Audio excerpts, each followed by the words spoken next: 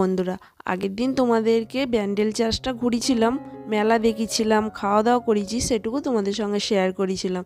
তো তারপরে এই দেখো, আজকে আমি তোমাদের সঙ্গে শেয়ার করছি আধারালয় মানে লাইডি বাবার আশ্রমে এসেছিলাম। তো এই ভিতরে ঢুকছি, প্রবেশ করছি, তো সেটাই তোমাদের সঙ্গে শেয়ার করছি। আর ঢুকেটিই দেখো, এইটা হচ্ছে প্রথমেই একটা হাতি পড়েছে, আর চারিদিকটা মানে ফুলে কি সুন্দর ভরা। আর এই জায়গাটায় এমন কেউ আসেনি মানে বলে মনে হয় না, সকলেই এসেছে। আর জায়গাটা সত্যিই খুব সুন্দর, সেটা বলে বোঝানো যাবে না। এখানে পশু পাখি সব কিছু আছে, পশু নেই মানে পাখি আছে, দেখো হাঁস রয়েছে। তো দেখো কি ভালো লাগছে।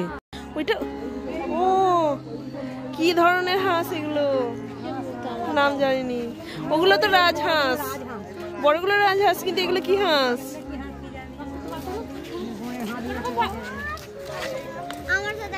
সোনুর দিদি দোল খাবে।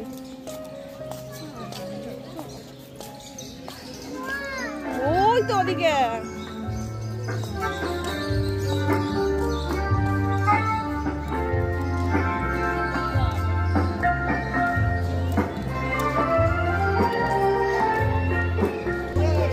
হয়তো তোমার জন্য হয়েছে প্রেমের অন্য, জানি তুমি অনন্য, পেরেছি তোমায় জানতে শুরু থেকে শেষ প্রান্তে। কোথায় এসেছিস? তোর ব্যাগ কিনেছিস, দেখা একটু। ওরে বাবারে, চৌ দেখ ওখানে, ওখানে দোলনা চাই, আয় দোলনাতে চান্স পাবি তো।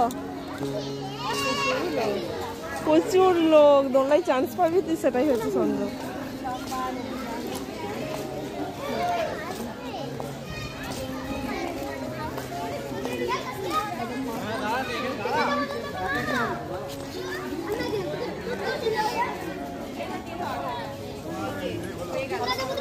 শোনো এখন করে এখানে বাচ্চারা এলে তো ভীষণ আনন্দ পাবে। যেমন দেখো, আমাদের সোনু তো ভীষণ ভীষণ খুশি। তো দেখো, ও এখন দোলনায় চাপবে। তো এরা তো এখন দোল খাচ্ছে, এরা নেমে গেলেই সোনু চাপবে। লেগেছে লেগেছে লেগেছে।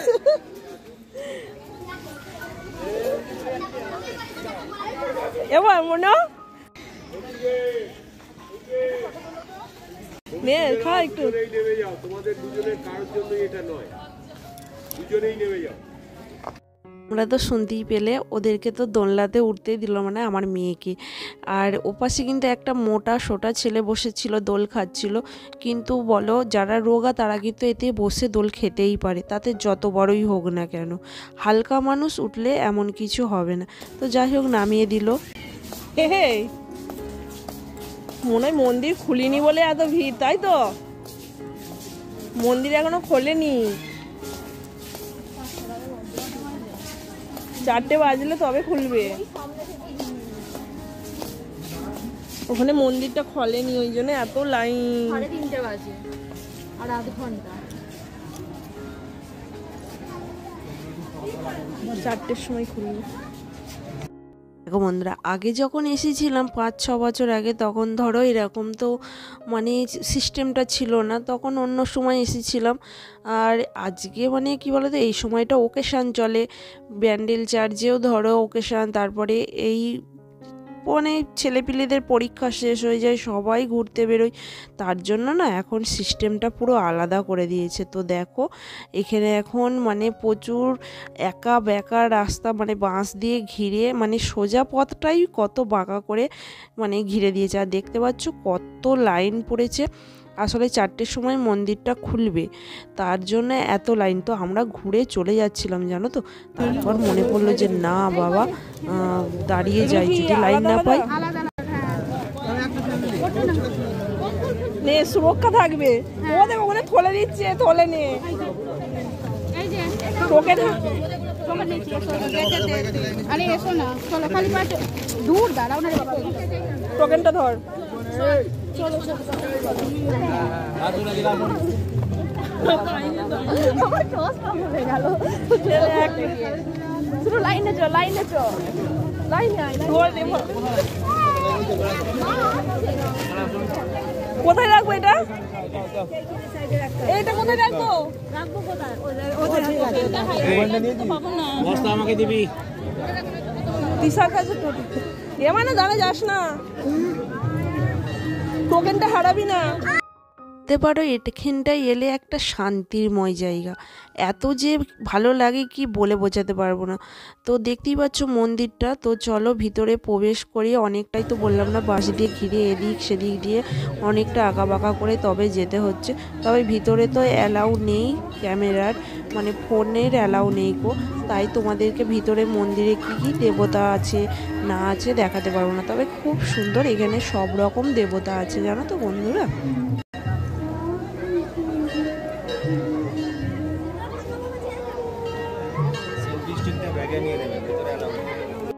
এনে মন্দিরের কারুকার্যগুলো দেখেছো বন্ধুরা, কতটা সুন্দর, মানে কার্যটাই হচ্ছে আলাদা, তোমার এত ভালো লাগবে। আর এই মন্দিরে প্রবেশ করার সময় যে পা ধুয়ে মন্দিরে প্রবেশ করতে হয়, এই ব্যাপারটা না ভীষণ ভীষণ আমার ভালো লাগে। মানে আমরা যখন মন্দিরে প্রবেশ করি তখন কেউ আমরা পা ধুয়ে প্রবেশ করি না, কিন্তু এখানে যে জলের ব্যবস্থা রয়েছে এইটা ভীষণ ভালো লাগে। তো ভিতরে তো ক্যামেরা অ্যালাউ নেই, তোমাদেরকে তো বললাম। তো চলো ভিতরটা তো ঘুরে চলে এসেছি, এখন বাইরে যে দুখানা মন্দির আছে তো সেই মন্দির দুটো দেখলাম এর ভিতরে। আর এখানে সব রকম দেবতা রয়েছে, আমাদের হিন্দুদের যে দেবতা রয়েছে 33টা, তো সেই দেবতাগুলোই রয়েছে এখানে। না 33টা হয়তো নেই, কিন্তু আসলে আমরা যেগুলো পুজো করি, তো যে রূপে পুজো করি সেই দেবতাগুলোই রয়েছে। তো এদিকটা তো দেখেই এলে, ওটা মনে হয় সিংহর ওপরে মনে হয় দুর্গাই হবে রয়েছে, আর রয়েছে কৃষ্ণ কালী। আর ভিতরে দেখে এসেছি কি জানো তো, ভিতরে মা সরস্বতী ছিল, ব্রহ্মা ছিল, বিষ্ণু ছিল, মহেশ্বর ছিল, আলাদা আলাদা ছিল। আর নিচেই ছিল তোমার একদম নিচেই তো ওখানে ছিল মহেশ্বর, আর রয়েছে তোমার বুদ্ধদেব, সমস্ত রকম দেবতা রয়েছে। তো এই দেখো এটাই হচ্ছে রাম সীতা রয়েছে, তো দেখতে পাচ্ছ এত ভালো লাগছে কি বলবো। এই দেখো রাম সীতা আর লক্ষ্মণ এটাই রয়েছে। এই ফার্স্ট টাইম এতগুলো জিনিস কিনলাম, এই যে বাইরে বসেছে এত সুন্দর সুন্দর জিনিসগুলো লাগছে, সবই কিনে নেব, কিন্তু টাকা এত দাম বলছে, 200, 300, 350, 400। তো তোমরা দেখতে থাকো।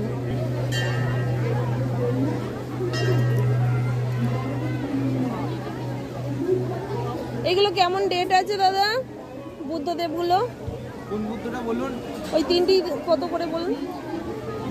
এটা 300, এটা 450, এটাও 450।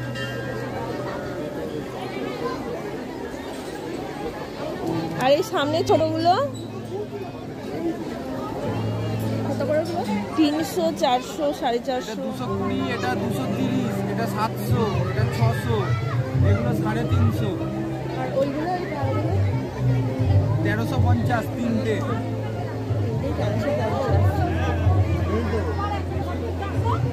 এইগুলো কত করে? ছোটগুলোর দাম জিজ্ঞাসা করিনি।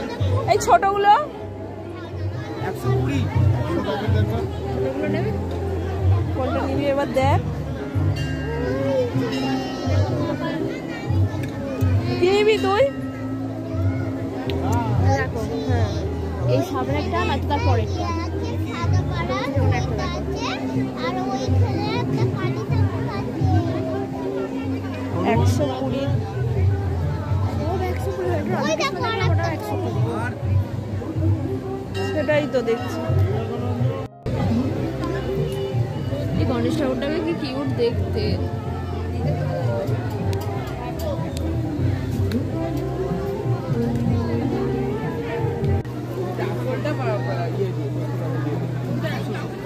দুশো 270 দিন তাহলে। 270ই নেবেন? হ্যাঁ বলুন। 270 তখন বললেন না, 450 বললেন না। কাঁচের ভেতর 800। আবার দাম বেশি বলছে আমাদেরকে। আমাদেরই ওটা বলুন কত দেবে ও? হ্যাঁ ওটা 800 দাম আছে। হ্যাঁ কোনটা আছে? ওই জগন্নাথ। কাঁচের ভেতর জগন্নাথ।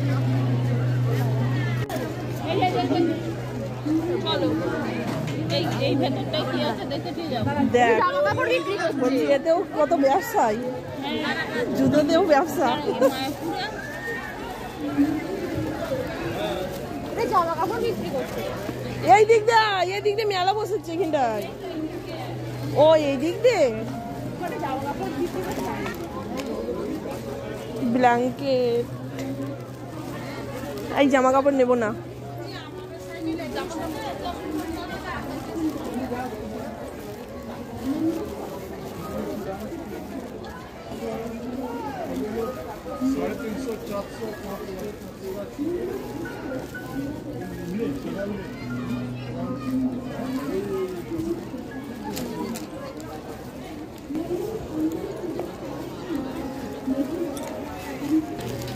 সব জায়গাতেই মেলা বসেছে না, এখানে বই পাওয়া যায়, গীতা।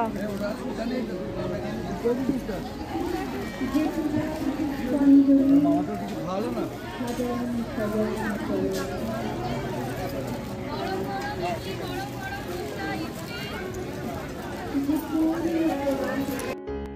এই সময়টা মানে লোকজনেরও ভিড় হয়, আর এই সময়টা মেলাও বসে। দেখো চারিদিকে মানে বাইরে বসে 2-4টে, কিন্তু দেখো ভিতরেও কি সুন্দর মেলা বসেছে, যেহেতু বড়দিন উপলক্ষে এই মেলাগুলো বসেছে। আর দেখতেই পাচ্ছ, আর আমাদের দেখো মানে কি বলবো, সন্ধ্যা হয়ে গেল। দেখো এইটুকু ঘুরতে ঘুরতে আসলে মন্দিরটাই তো খুললো 4টে, আর 5টাতেই ধরো সন্ধ্যা হয়ে যায়। তো আমাদের আবার বাড়ি ফিরতে হবে। তো দেখো এমনিতেই এসেছি কত বেলায়, তারপরে কি আর এখনও একটা এখানে মন্দির আছে, 2টো মন্দির রয়েছে। তো রাজহংসী মানে একটা মন্দির রয়েছে, সেখানে তো গিয়ে পৌঁছাতে পারবো না, কারণ এখানেই সন্ধ্যা হয়ে গেছে। তো চলো, বাইরে এত মানে খাবারের স্টল বসেছে, তো একটু ফুচকা না খেলে হয় বলো? আমরা তো মানে কি বলবো, মেয়েরা তো যেখানেই যাবো সেখানে ফুচকা, তারপরে হচ্ছে ভেলপুরি, এইসব তো খেতেই লাগবে। আর মানে চটপটি এইসব খেতে ভীষণ ভালো লাগে। ফুচকা তো মানে সব রকমই দোকান বসেছে, মোমো বসেছে, তুমি কি যেটা খাবে সেটাই বসেছে। তো চলো আমরা ফুচকাটাই খেলাম। ফুচকা খাওয়ার পর তারপর স্টেশনে চলে আসবো, কারণ ট্রেন ধরতে হবে, টিকিট কাটতে হবে। বলছি না যে রিটার্ন কাটা হয়নি, একটা মাথায় টেনশন রয়েছে। বাবার আশ্রম এসে আমরা কি করলাম না করলাম সবটুকু তোমাদের সঙ্গে তুলে ধরলাম। তোমাদের কেমন লাগলো অবশ্যই কিন্তু জানিও। আর ফুচকা খাচ্ছি, আর আমার ভাইয়ের বইয়েরটা খাওয়া হয়ে গেছে বলে ওকে বললাম একটুখানি ক্যামেরাটা ধর, না হলে কিন্তু ক্যামেরা ধরার লোক ছিল না। আর তো তাও হাত জাম, মানে আমরা যে জিনিসপত্রগুলো কিনেছি সেগুলো ভর্তি হয়ে গেছে। ব্যাগ তো নিয়ে যাইনি, একটা বড় ক্যারি ব্যাগ দিয়েছিল, তো তাতে করেই যা হোক করে নিয়ে এসেছি।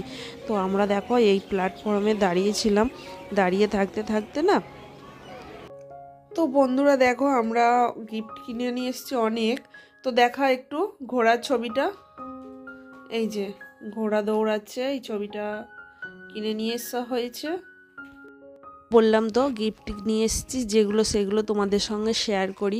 আর ভাইয়ের বউ যেটা নিয়েছে ওটা তো আর দেখাতে পারলাম না। শুনুকে তো একটা ব্যাগ দিয়েছি কিনে, পিঠে ব্যাগ, তো সেটা তোমাদেরকে তো দেখিয়েই দিলাম, ওখানেই দেখে দিয়েছি। আর এই দেখো এখন আমার মেয়ে এই ঘোড়ার ছবিটা টাঙাবে, আমাকে বলছে যে তুমি এসো একটু ধরবে, এসো। তো যাই হোক ধরতে হয়নি, ও নিজে নিজেই টাঙিয়ে নিয়েছে, বেশ একটা মানে উৎসাহ দিয়ে টাঙিয়েছে। আর আমার সঙ্গে ঝগড়া করতে করতে টাঙাচ্ছে, কারণ হচ্ছে কি ওকে একটা পিঠ ব্যাগ কিনে দিতে হবে। মানে শুনু যেরকম নিয়েছে ওরকম একটা পিঠ ব্যাগ ওর শখ, তো সেটাই আমাকে বলছে আমাকে তো কিনে দিলে না। আমি তো বলছি হ্যাঁ রে, তোকে এত কিছু কিনে দিলাম। তো এই ব্যাগটা নিচে মানে কি বলো তো, যাই ব্যাগ কিনি সেটা মায়েরও হয় মেয়েরও হয়, এইরকম একটা ব্যাপারে আলাদাভাবে কিছু ওকে কেনা দেওয়া হয় না। এই যে ব্যাগটা কিনেছি, এই ব্যাগটা ওরও হবে আমারও হবে, সেই হিসাবেই কেনা, কিন্তু সত্যিকারের ওকে একটা ফিডব্যাক কিনে দিতে হবে। আর এই দেখো এখানে লাফিং বুদ্ধা কিনেছি। তো লাফিং বুদ্ধাগুলোকে কেমন হয়েছে জানিও তো বন্ধুরা কমেন্টস করে, আমি তো জানি না। তো এটার মধ্যে সেট ছিল 1, 2, 3, 4, 5, 6টা সেট ছিল, তো 6টাই নিয়ে নিলাম। আর এই যে ব্যাগটা কেমন হয়েছে কিন্তু জানিও, হ্যাঁ কালারটা কেমন হয়েছে। আর নিয়েছি কি বলতো, এটা হচ্ছে আমার শখ, আমার সত্যি কথা অনেক দিনের শখ ছিল। তো যা হোক একটা দিক দিয়ে পূরণ হলো। এই যে বুদ্ধদেব, তো তো বুদ্ধদেব তো ঘরে রাখা ভীষণ ভালো। আমি কিনিনি এতদিন কি কারণে জানো তো, আমার ঘরে না মানে কি বলো তো রাখার জায়গা নেই, এটাই হয়ে গেছে আমার সমস্যা। জিনিস আছে কিন্তু রাখার জায়গা নেই, এই একটা ঘরে আর কত কি রাখবো বলো, এই ছোট্ট ঘরটাই।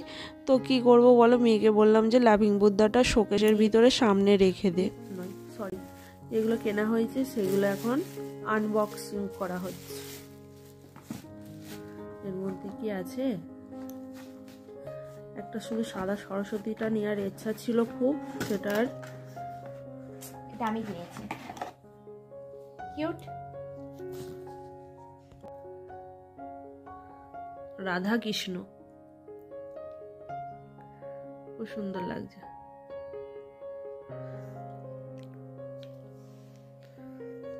আমার মেয়ে এখনই সাজাতে লেগে গেছে।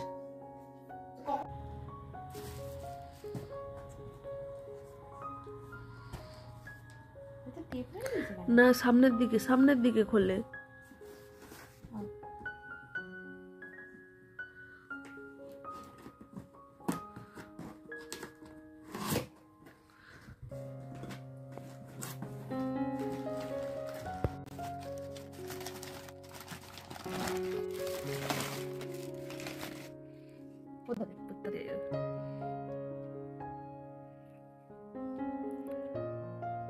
এসে দিয়ে আমরা পুরো ফেস ওয়াশ দিয়ে মুখ টুক ক্লিন করে সব কিছু চেঞ্জ করা হয়ে গেছে। এখন 9:15 বাজে, রাতে খাবার দাবার তো কিচ্ছু বানাবো না।